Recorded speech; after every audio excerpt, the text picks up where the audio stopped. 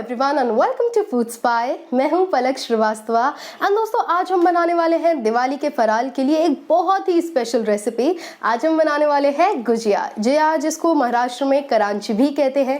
इसके अंदर हम स्टफिंग करेंगे रवा की और कोकोनट की। तो नारियल का बुरादा और सूजी की स्टफिंग करके ये बहुत ही आसानी से घर पर बन जाती है। तो चलिए without further ado let's get started with the recipe. But हाँ, अगर अभी तक आपने हमारे चैनल को सब्सक्राइब नहीं किया है तो जल्दी से कर दीजिए, क्योंकि दिवाली के फराल के लिए बहुत सारी रेसिपीज हम इस चैनल पे लाने वाले हैं। करांची की स्टफिंग बनाने के लिए हमें चाहिए नारियल, सूजी, चीनी और इलायची, जायफल और सौंफ। तो सबसे पहले हम 2 कप चीनी और इलायची, 2 इलायची के सिर्फ दाने और इसके अलावा जायफल है, इसका एक छोटे से टुकड़े को हम काट के इसको एक साथ अच्छे से पीस लेते हैं और चीनी का पाउडर बना लेंगे। चीनी का पाउडर पिस करके बिल्कुल तैयार है। चलिए आगे बढ़ते हैं अपनी स्टफिंग की तरफ। अब एक भारी तले के पैन में चलिए सबसे पहले सूजी रोस्ट करेंगे। सूजी को रोस्ट करने के लिए इसको कंटिन्यूअसली चलाकर हमें लगाना है। तो 1 कप सूजी मैंने ली है, जिसको हम बिल्कुल लो फ्लेम पे चलाते हुए इसको भून लेंगे जब तक ये थोड़ा सुनहरा कलर का ना हो जाए। सूजी को भूनने में होते हुए अभी करीब 6 से 8 मिनट हो चुके हैं और आप देख सकते हैं अभी दाने अलग होने शुरू हो गए हैं। इसी स्टेज पर हम इसमें डाल देंगे 1 कप नारियल का बुरादा। तो ये मैंने घर पर ही बनाया है, इसकी रेसिपी मैं आपको इस चैनल पे दे दूंगी। आप चाहो तो रेडीमेड बुरादा यूज कर सकते हो। अब इसको भी हमें भूनना है लो फ्लेम पे करीब 3 से 4 मिनट। नारियल और सूजी दोनों के मिक्सचर को आप अच्छे से कंटिन्यूअसली चलाते हुए भून लेना। ध्यान रखना है कि इसको बस हल्का सा कलर चेंज करने तक ही भूनना है और ये पूरा काम हमें लो फ्लेम पे करना है। ये देखिए दोस्तों, हमारा नारियल और सूजी अच्छे से भुन चुका है। अभी इसका कलर भी चेंज हो गया है और सूजी के जो दाने हैं वो भी बिल्कुल फूल गए हैं, अलग अलग हो गए हैं। तो अभी ये बिल्कुल रेडी है।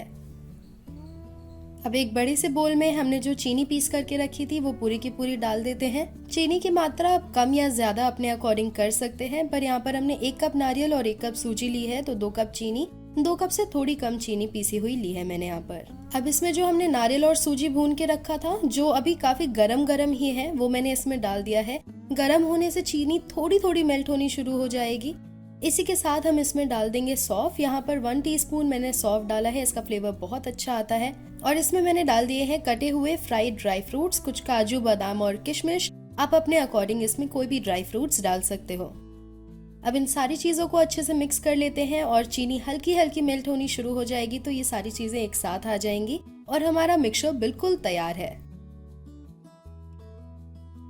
अब चलिए दोस्तों अपने करांची का डो लगा लेते हैं। तो यहाँ पर हमने लिया है मैदा, ठंडा ठंडा दूध, थोड़ा चुटकी भर नमक और घी। तो अब आप ले लीजिए एक बड़ा सा बोल और उसमें डाल देते हैं हम 2 कप मैदा।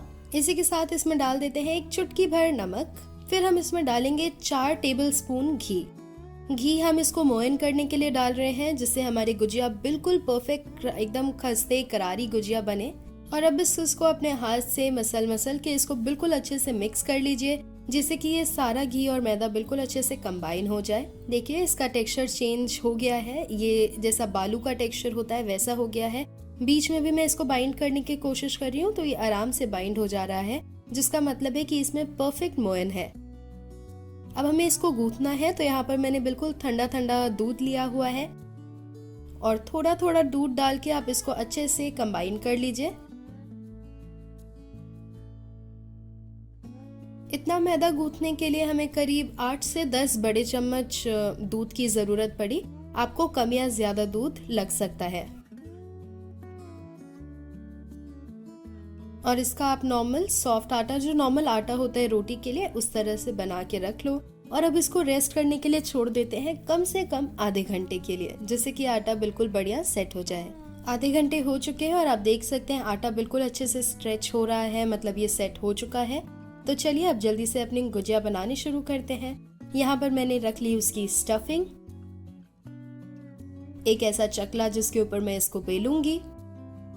अब गुजिया चिपकाने के लिए हमें एक मिक्सचर की जरूरत होगी जो ग्लू का काम करेगी।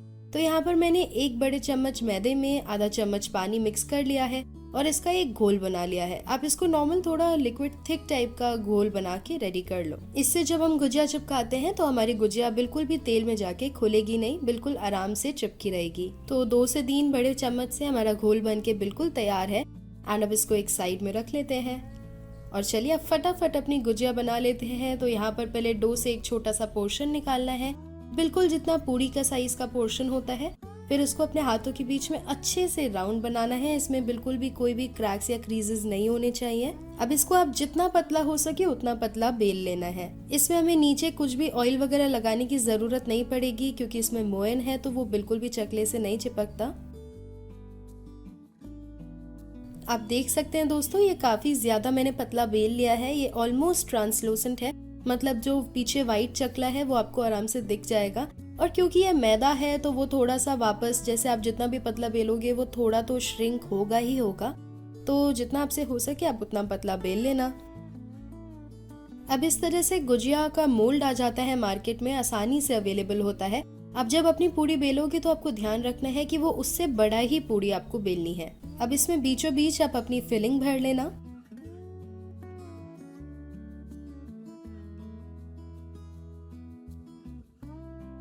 और ये जो ग्लू हमने तैयार किया था उसको साइड्स में लगा के इसको सील कर देंगे।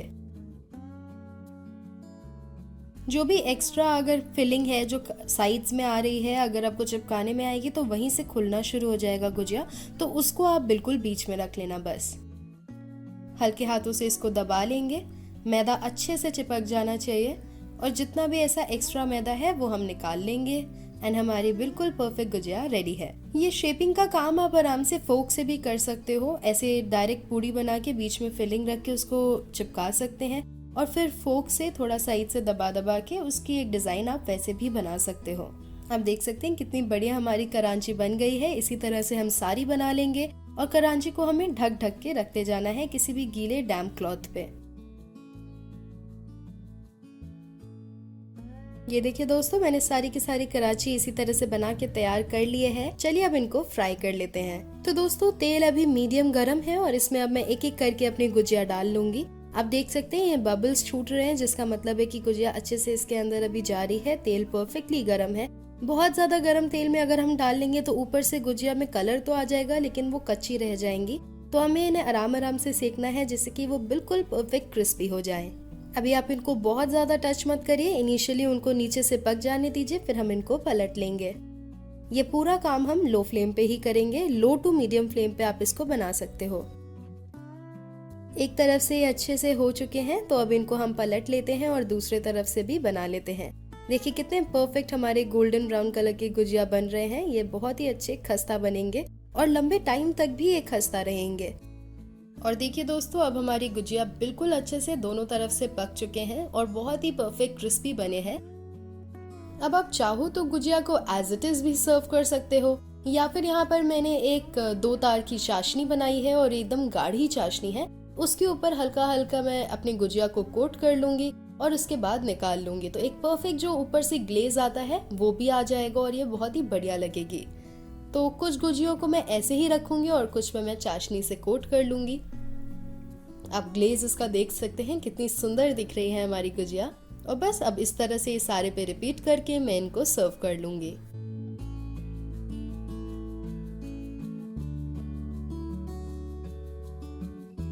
परफेक्ट खस्ता करांची या गुजिया जो भी कह लो आप, बन के घर पर तैयार है। ऊपर से एकदम परफेक्ट क्रिस्पी है, अंदर से एकदम इसकी स्टफिंग बिल्कुल सॉफ्ट, जो चीनी मेल्ट हो जाती है वो रवा और कोकोनट को एक साथ बाइंड करके ले आती है। और टेस्ट में तो ये बहुत ही बेहतरीन है। अच्छा, मैं तारीफ करती रहूं और आपको तो कुछ नहीं मिलने वाला। इस रेसिपी को बनाना बनता है, जल्दी से इसको बनाइए और मुझे नीचे दिए गए कॉमेंट सेक्शन में बताइए कि आपको ये रेसिपी कैसी लगी। अभी चलती हूँ, लेकर आऊंगी बहुत सारी नई रेसिपीज। तब तक के लिए हमारे Instagram handles foodpreneur.palak and foodspy.official को फॉलो करना मत भूलिएगा। Bye bye, take care, Aloha.